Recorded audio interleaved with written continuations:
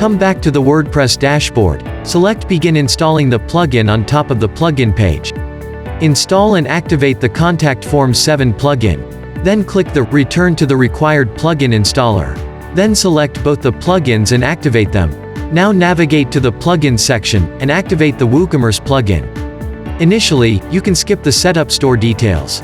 Once you land on the WooCommerce page, again navigate to the Plugin section. Click Add New. Click Upload Plugin. Then click Choose File option and upload the Multifox Shop plugin that you have downloaded in Step 1. Click Install Now and then activate the plugin. Now go to the Settings menu and select the Permalinks option on the WordPress dashboard. Click the default permalink structure as post title and save changes. Further, select the Unison menu on the top of the WordPress dashboard. Activate the backup and demo content. Then go to the Tools menu and click the Demo Content Install. Now you will be shown a list of available demos. Scroll it to find your desired demo and install it. Once it is installed, visit your website homepage and you can see the demo content is replaced on your site.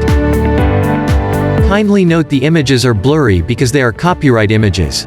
You can use your images to replace them. If you need the same images, then contact our support team. You can now be creative and do the necessary customization to the demo and create a unique website.